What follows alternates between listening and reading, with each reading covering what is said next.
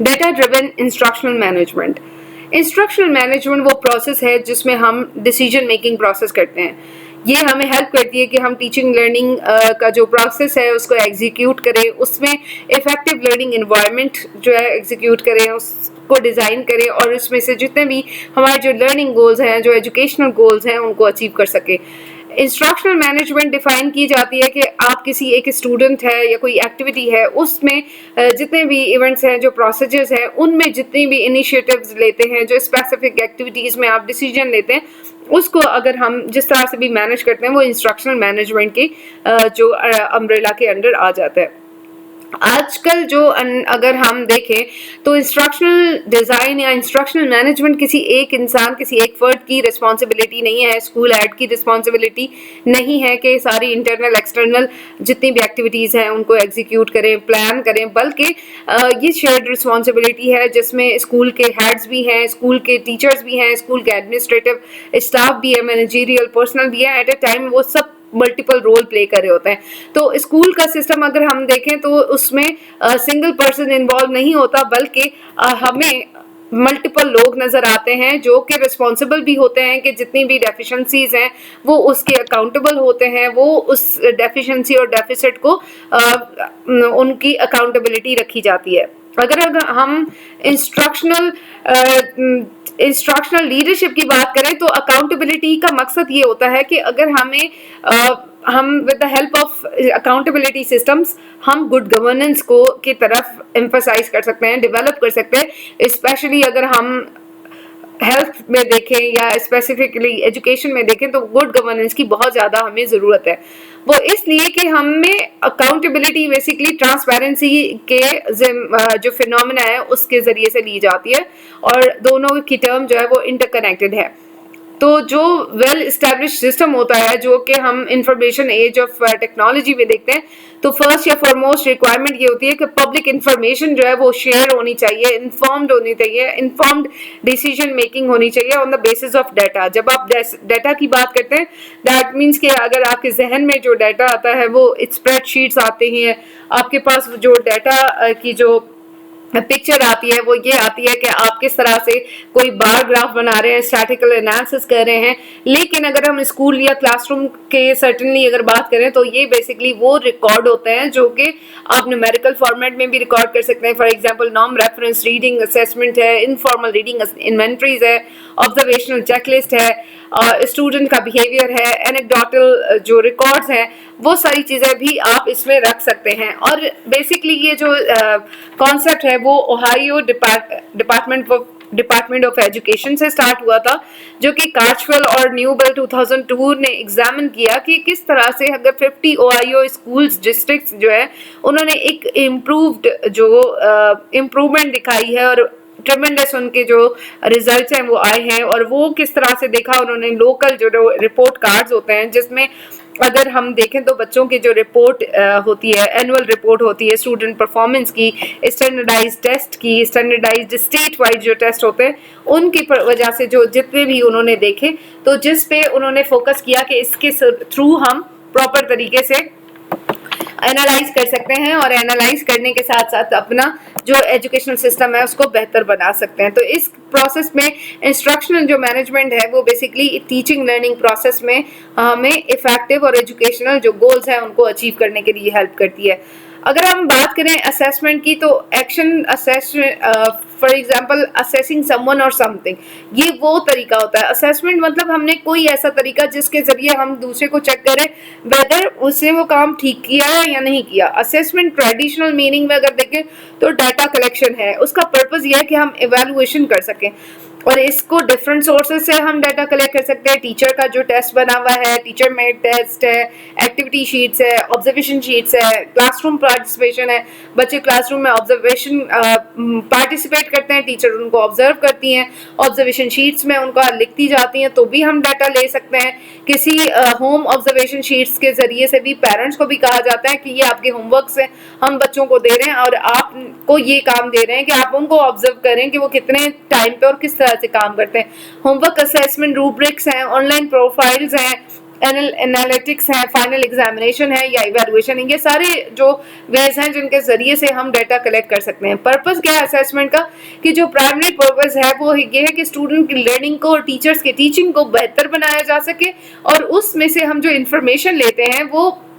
Basically हम उनकी जो ऑन गोइंग प्रोसेस है उसमें उनको इंटरेक्ट कर सकें, उनको देख सकें कि कौन कौन से प्रोसेस कौन सा प्रोसेस इन्वॉल्व होता है, किस तरह से होता है, और उसमें जो असेसमेंट है फॉर लर्निंग इफेक्टिव कैसे बनाई जा सकती है, हम किस तरह से उस इंफॉर्मेशन को बेहतरीन तरीके से यूज कर सकते हैं। असेसमेंट को अगर हम देखें सिंपली डायग्नोस्टिक वे में देखा जाता है कि अगर हम स्टूडेंट की कोई लर्निंग नीड्स है, स्टूडेंट के कोई प्रॉब्लम्स हैं, अगर स्टूडेंट की इम्प्रूवमेंट्स है, और स्टूडेंट अगर कोई आउट क्लास परफॉर्म करता है वो किस तरह से परफॉर्म करता है, तो उसको भी डायग्नोस किया जा सके। और स्टूडेंट और टीचर्स की जो इन्फॉर्मेशन हम गेन करते हैं वो इसलिए भी करते हैं कि ताकि जो नेक्स्ट टीचिंग है, नेक्स्ट लर्निंग स्टेप है, उसकी तरफ हम देखें कि अगर ये एक स्टैंडर्ड है जिस पे टीचर्स जब पढ़ाती हैं तो अच्छे तरीके से स्टूडेंट के रिजल्ट आते हैं, तो क्या फ्यूचर में अगर इस तरह से हम इसी प्रोसेस को लेके चलेंगे तो हमें रिजल्ट सिमिलर मिलेंगे, या हमें और कोई इसमें वेरिएशन या इसमें कोई हमें जो है चेंजेस लेकर आनी चाहिए। पेरेंट्स फैमिलीज को इन्फॉर्म करना होता है कि आपके बच्चों ने किस तरह से परफॉर्म किया। फॉर एग्जाम्पल अगर हम देखें तो बच्चों में कोई आजकल बच्चे कोई भी एक्टिविटी कर रहे होते हैं, उनकी पिक्चर्स लगा दी जाती हैं सोशल मीडिया पे, स्कूल के पेज पे, ताकि पेरेंट्स अवेयर हों कि स्कूल में बच्चे क्या कर रहे हैं। उसी तरीके से ये भी एक डाटा कलेक्शन का या असेसमेंट का एक तरीका है। उसके साथ साथ हम ये भी देखते हैं कि जब हमारा कोई भी हम असेस करते हैं, कोई एग्जामिनेशन लेते हैं, तो उसके जरिए से हम पेरेंट्स को, सोसाइटी को बता सकें, फैमिलीज को बता सकें कि जब आपने बच्चे को भेजा था उसका लेवल क्या था और अब बच्चे ने कितना प्रोग्रेस किया है। स्कूल लीडर्स उस इंफॉर्मेशन को स्कूल वाइड प्लानिंग के जरिए से भी के लिए भी यूज कर सकते हैं कि जब हम अपने स्कूल को इस तरीके से फॉर एग्जांपल पूरे साल का प्लानर बना लेते हैं, तो फिर हमारे बच्चे, हमारे पेरेंट्स, हमारे टीचर्स कितने ज़्यादा प्लान्ड हो जाते हैं, कितने स्ट्रक्चर्ड हो जाते हैं, कितने उस प्रोसेस को फॉलो करते हैं, तो ये उनके लिए सपोर्ट हो जाती है, टीचर्स के लिए भी, प्रोफेशनल डेवलपमेंट नीड्स के लिए भी। इसमें डिफरेंट तरह की जो टाइप्स हैं असेसमेंट की, formal assessment, informal assessment, formative assessment and summative assessment. Formal diagnostic, traditional, authentic assessment. Formal assessment जो है ये हमें सपोर्ट करती है, जो डाटा इसके जरिए से मिलता है वो हम कंक्लूजन के लिए कि कोई भी हम कंक्लूजन ड्रॉ करना चाहते हैं कि इस टेस्ट में हमने बेसिकली हासिल क्या किया। हम इस तरह के टेस्ट जब डिजाइन करते हैं, जो स्टैंडर्डाइज्ड मेजर्स हैं वो हम लेते हैं, तो उसमें से हमें क्या हासिल होता है। ये इस तरह के जो टेस्ट होते हैं वो अगर हम डिज़ाइन करते तो स्टूडेंट की जो रीडिंग लेवल है या कोई भी उनकी लर्निंग एबिलिटी है उसको कैसे हम बेहतर बना सकते थे और उनको बिलो एवरेज से हम हाईएस्ट लेवल पे कैसे लेके जा सकते थे। Informal assessment are not data driven but rather content and performance driven. For example, अगर हम बच्चों की जो इसमें कोई कंटेंट हम इसमें प्रॉपर लिखते नहीं है कि इनफॉर्मली हमने क्या क्या असेस किया ये, या हमारे पास रिटन फॉर्म में हो, बल्कि इसमें हम इनफॉर्मली जो बच्चों ने परफॉर्म किया होता है, उन्होंने कितने स्कोर्स किए थे, कितना थ्रू आउट बच्चे ने किस तरह से परफॉर्म किया, क्या रिजल्ट्स लेकर आते थे, उनकी अगर हम देखें तो उनका बिहेवियर क्या होता था towards reading, writing, towards school activities. तो वो सारी जितनी भी टीचर जो बिहेवियर ऑब्जर्व कराते हैं या स्टूडेंट इवन पेरेंट्स जो बिहेवियर ऑब्जर्व कर रहे होते हैं, वो इनफॉर्मल असेसमेंट होती है जो कि पेरेंट्स टीचर मीटिंग में एक दूसरे को शेयर कर सकते हैं। फॉर्मेटिव असेसमेंट होती है जिसमें हम डाटा कैदर करते हैं टाइम प्रोग्राम को, जब कोई प्रोग्राम चल रहा होता है ड्यूरिंग दैट प्रोग्राम के फॉर एग्जांपल जैसे ही ये सेशन स्टार्ट हुआ है, एक महीना पढ़ाने के बाद बच्चों के टेस्ट ले लिए जाते हैं ताकि पता चल सके कि बच्चों का लेवल क्या है। फिर उस टेस्ट के मुताबिक टीचिंग लर्निंग प्रोसेस को चेंज किया जाता है, एनवायरनमेंट को चेंज किया जाता है ताकि बच्चों को प्रॉपर तरीके से इंस्ट्रक्शन दी जा सके और उस प्रोग्राम को बेहतर बनाया जा सके। और ये जो फॉर्मेटिव असेसमेंट है वो ये भी डिटरमिन करता है कि क्या टीचर प्रॉपर तरीके से क्वालिटी इंस्ट्रक्शन दे रही है या नहीं दे रही है। डे टू डे बेसिस पे भी उनको असेस किया जाता है। एडमिनिस्ट्रेटर्स एंड पे अगर देखें तो डेज लेसन जो है, and of the day lesson जो है वो एडमिनिस्ट्रेटर की तरफ भी जाता है, ताकि पता चल सके कि आपकी अंडर द ऑब्जर्वेशन एडमिनिस्ट्रेशन बच्चे कितना ज्यादा परफॉर्म कर रहे हैं और टीचर्स कितना अच्छे तरीके से टीच कर रहे हैं। सुमेटिव असेसमेंट वो होती है जिसमें हम बच्चे की मार्कशीट चेक करते हैं at the end of the unit, at semester या फिर ईयर हो जाता है, जब एकेडमिक ईयर खत्म हो जाता है, जो आपके एनुअल एग्जामिनेशन होते हैं वो आपके सुमेटिव असेसमेंट होते हैं। उसमें आपने पूरे साल में क्या काम किया, पूरे यूनिट में से आपने क्या हासिल किया, इसमें से आपने सक्सेस हासिल की या फेलियर हासिल की, ये चीजें हम डिटरमिन करते हैं with the help of summative assessment. इसमें डिजाइन किया जाता है कि नेक्स्ट लेवल पे जो इंस्ट्रक्शनल ऑब्जेक्टिव्स हैं वो कैसे हम डिजाइन कर सकते हैं, उनको कैसे हम और बेहतर बना सकते थे कि हमारे बच्चों के रिजल्ट अच्छे आ सकते थे, या फिर जो इतने अच्छे रिजल्ट आए हैं तो नेक्स्ट टाइम पे हम और क्या इसमें बेहतरी कर सकते हैं कि इससे भी हमारे अच्छे जो रिजल्ट्स हैं, ग्रेड्स हैं, वो अच्छे आ सके। डायग्नोस्टिक असेसमेंट हमेशा कोई स्ट्रेंथ्स, नीड्स, नॉलेज, स्किल्स जो भी स्टूडेंट्स में हैं उनको देखने के लिए कि स्टूडेंट में क्या नीड्स है, स्टूडेंट की क्या नॉलेज है, स्टूडेंट का स्किल्स क्या है, उनमें क्या कौन सी स्ट्रेंथ्स है, कौन सी वीकनेसेस हैं, पिछली क्या उनके पास इंस्ट्रक्शंस ऑलरेडी अवेलेबल हैं तो इसके मुताबिक उनको फर्दर लेवल पे जाना चाहिए, क्या हमें सिंपल टू स्पेसिफिक जाना चाहिए, डिफिकल्टी लेवल चेक करने के लिए कि स्टूडेंट को कितना काम आता है, ताकि उसके लेवल से ज्यादा हम उनको करिकुलम पढ़ा सकें या समझा सकें। ट्रेडिशनल अगर असेसमेंट देखें तो स्टूडेंट वो जो असेसमेंट है इसमें स्टूडेंट आंसर करते हैं कि स्टूडेंट ने क्या एक्सपेक्टेड आउटकम जो है वो हासिल किया।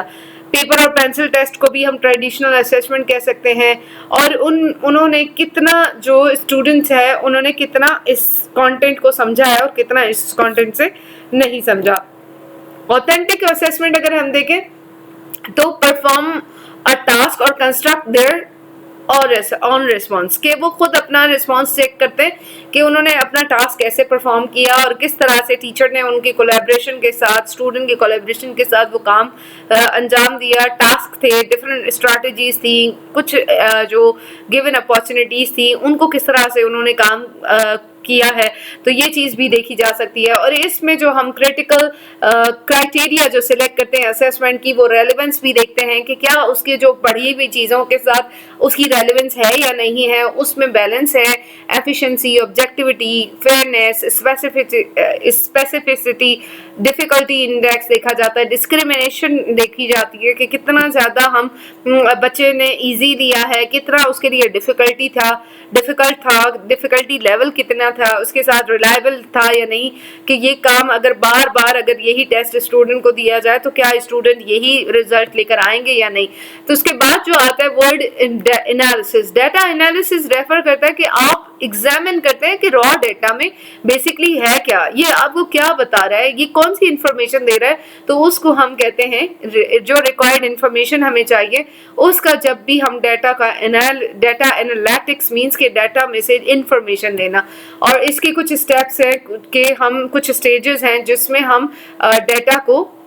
एनालाइज करते हैं। एक्सप्लोरेटरी डाटा एनालिसिस है जहां पे हम न्यू फीचर्स को देखते हैं कि जो हमारा डाटा है वो क्या हमें डिस्कवरी कर रहा है, उसमें क्या हमने नई चीजें देखी है। कंफर्मेटरी डाटा एनालिसिस में हम कंफर्मेशन करते हैं कि जो एग्जिस्टिंग हमारे हाइपोथेसिस हैं वो ट्रू हुए हैं या फॉल्स हुए हैं, वो वाकई हम सही थे या गलत थे। क्वालिटेटिव डाटा एनालिसिस में हम कंक्लूजन ड्रॉ करते हैं और हम बताते हैं वर्ड्स में और पिक्चर्स में, विजुअल्स में बताते हैं कि हमारे जो डाटा है वो क्या कहता है, कौन लोग बेहतर हैं, आइदर गर्ल्स बेहतर हैं, बॉयज बेहतर हैं, गर्ल्स की व्यूज अच्छे हैं, बॉयज के व्यूज अच्छे हैं, गर्ल्स पढ़ने में ज्यादा अच्छी हैं, बॉयज पढ़ने में अच्छे हैं। पढ़ाने के हिसाब से अगर देखें तो अगर हम क्वालिटेटिव डाटा एनालिसिस करें तो क्या टीचर जो मेल टीचर्स होते हैं वो ज्यादा सही तरीके से पढ़ाते हैं और उनके बच्चों के रिजल्ट्स ज्यादा अच्छे आते हैं, या फीमेल टीचर्स को ज्यादा अच्छे रिजल्ट्स मिलते हैं। तो इस तरह से आप उनको एनालाइज कर सकते हैं। एनालिटिक्स जो हमें अगर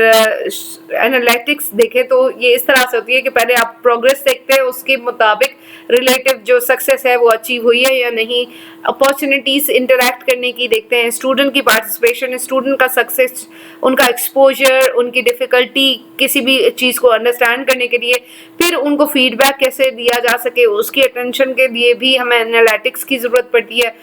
कोर्स क्वालिटी को अंडरस्टैंड करने में तो हमारा कोर्स जो है वो कितना क्वालिटी वाइज अच्छा था वो भी हमें एनालिटिक्स की वजह से ही हमें पता चलता है। स्टूडेंट टीचर इन्वॉल्वमेंट देखी जाती है। फोरकास्टिंग अचीवमेंट अगर हम देखें तो इसका पर्पस ये होता है कि जो डाटा हमने कलेक्ट किया है और डाटा जो एनालाइज कर रहे हैं उसके जरिए से हम देख सकें कि क्या रिलेशनशिप बनता है अचीवमेंट का और इंस्ट्रक्शन का डिसीजन मेकिंग प्रोसेस में, कि दोनों केसेस में हमें अगर कोई डिसीजन करना है तो फिर वो हमें किस तरह से अपनी जो डाटा है वो हेल्प कर सकता है एनालाइज करने के साथ और डाटा को कलेक्ट करने के साथ। मोस्ट पॉपुलर जो टास्क हम प्रेडिक्ट करते हैं स्टूडेंट्स की वो परफॉर्मेंस की क्लासिफिकेशन के मुताबिक करते हैं कि ताकि उनके स्टूडेंट की परफॉर्मेंस देख के उनको क्लासिफाई किया जा सके कि स्टूडेंट कौन से लेवल पे हैं और उनकी कौन सी जो है वो कौन सी क्लास में होना चाहिए। वेज ऑफ फोरकास्टिंग अचीवमेंट ये है कि आप डिसीजन ट्री बना सकते हैं, न्यूरल जो नेटवर्क है के नियरेस्ट नेबर बना सकते हैं, नेव बाइस एल्गोरिथम के जरिए से, सपोर्ट वेक्टर मशीन के जरिए से, या हम उनको इन सारी को डिस्कस करेंगे। जो डिसीजन ट्री है वो इस तरह से होता है कि आप फ्लो चार्ट बनाते हैं लाइक स्ट्रक्चर और जिसमें हर एक जो नोड है उसको रिप्रेजेंट करते हैं टेस्ट के जरिए से। एट्रीब्यूट देखा जाता है, वेदर के जो कॉइन अगर फ्लिप करते हैं तो हेड और टेल जो आता है उसके जरिए से हम देखते हैं कि जो ब्रांच ऑफ जो रिप्रेजेंट है, जो आउटकम है टेस्ट का, वो हमें क्या बताता है कि वो कितना बेहतर था, कितना ठीक था, एक्सीलेंट था, पुअर था, मीडियम था, लो था, हाई था, वो सारी चीज़ें हमें नज़र आती हैं। उसके बाद न्यूरल नेटवर्क अगर देखें तो ये एक और पॉपुलर टेक्निक है जिसके ज़रिए से हम एजुकेशनल डाटा माइनिंग करते हैं और खोद के देखते हैं कि एडवांटेज इसका ये है कि हम इसके ज़रिए से एबिलिटीज़ को डिटेक्ट कर सकते हैं कि कौन सी ऐसी पॉसिबल इंटरेक्शन है जो कि प्रेडिक्शंस वेरिएबल और न्यूरल वेरिएबल में नज़र आते हैं कि क्या हम प्रेडिक्ट कर रहे थे इनपुट लेयर ये है, उसके बाद एक